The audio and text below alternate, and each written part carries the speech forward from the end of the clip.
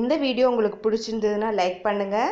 இதுவரைக்கும் அன்னை சமையல் சேனலை சப்ஸ்கிரைப் பண்ணலன்னா ரெட் கலர் சப்ஸ்கிரைப் பட்டனை கிளிக் பண்ணுங்கள். தேங்க்யூ. அன்பு நண்பர்களே, அனைவருக்கும் அன்னை சமையலின் அன்பான வணக்கங்கள். இன்னைக்கு அன்னை சமையல நம்ம பார்க்க போற ரெசிபி பீன்ஸ் உசிலி. வாங்க எப்படி செய்யறதுன்னு பார்க்கலாம். முதல்ல அரை கப் பருப்பை 1 மணி நேரம் ஊற வச்சு எடுத்து வச்சுக்கோங்க. அடுத்து 1 டீஸ்பூன் சீரகம், 4 காஞ்ச மிளகாய், பெருங்காயத்தூள் கொஞ்சம், அரை டீஸ்பூன் மஞ்சள் தூள், தேவையான அளவு உப்பு.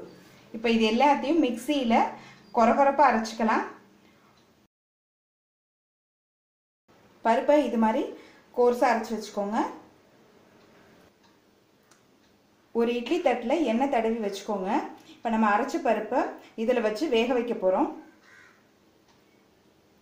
நான் தண்ணி சேர்க்கவே இல்லை, பருப்பில் இருக்க தண்ணியே தான் இருக்குது.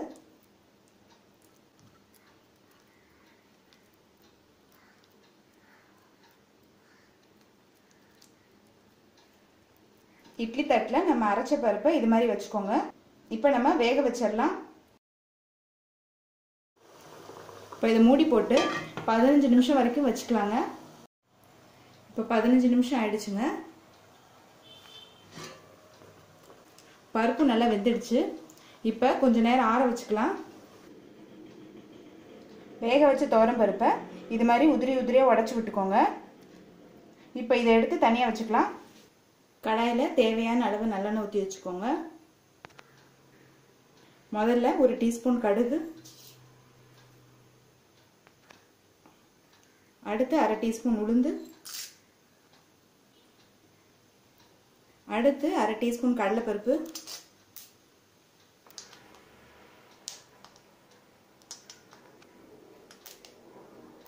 அடுத்து ஒரு வெங்காயத்தை சேர்த்துக்கலாம்.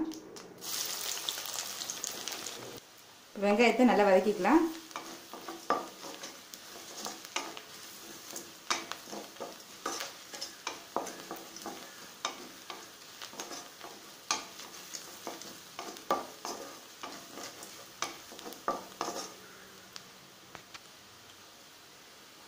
கருவேப்பிலை போட மறந்துட்டேங்க. இப்போ கருவேப்பிலை சேர்த்துக்கலாம்.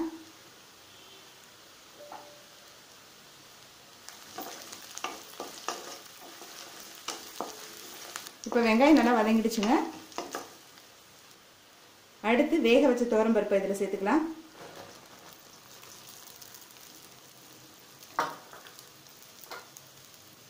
நான் துவரம் பருப்பு மட்டும் போட்டிருக்கேன். நீங்கள் விருப்பப்பட்டீங்கன்னா கொஞ்சம் கடலை பருப்பும் சேர்த்து போட்டுக்கலாம்.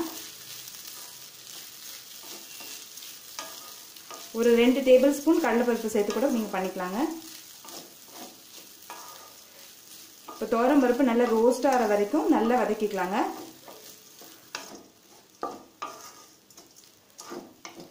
ஒரு 5 நிமிஷம் வரைக்கும் நல்லா வதக்கிக்கலாங்க.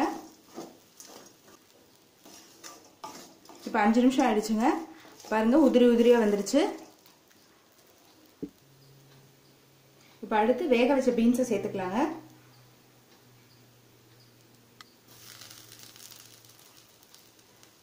தண்ணி சேர்க்கக்கூடாதுங்க, வெறும் பீன்ஸ் மட்டும் தான் சேர்க்கணும். நான் பீன்ஸில் உப்பு போட்டு வேக வச்சுருக்கேன். ஏற்கனவே பருப்புலேயும் உப்பு சேர்த்துருக்கோம். இப்போ இதை நல்லா கிளறிக்கலாம்.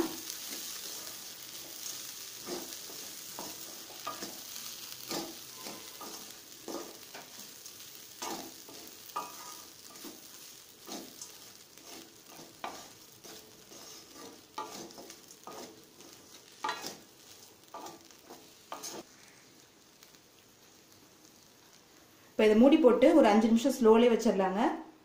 5 நிமிஷம் ஆயிடுச்சுங்க. பாருங்கள், இப்படி உதிரி உதிரியாக வந்திருக்கு. இப்போ பீன்ஸ் உசிலி ரெடி ஆயிடுச்சுங்க. நம்ம சர்வ் பண்ணிடலாம்.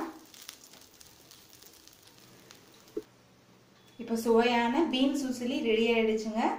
சாம்பார், வத்த குழம்பு, மிளகு குழம்பு, பூண்டு குழம்பு எல்லாத்துக்கும் நல்லா மேட்சாக இருக்கும். ரெசிபியை ட்ரை பண்ணி பாருங்கள், கண்டிப்பாக உங்களுக்கே பிடிக்கும். ரெசிபி பிடிச்சிருந்ததுன்னா வீடியோ லைக் பண்ணுங்கள், கமெண்ட் பண்ணுங்கள், ஷேர் பண்ணுங்கள். இது வரைக்கும் அன்னை சமையல் சேனலை சப்ஸ்கிரைப் பண்ணலன்னா சப்ஸ்கிரைப் பண்ணுங்கள். தேங்க்யூ.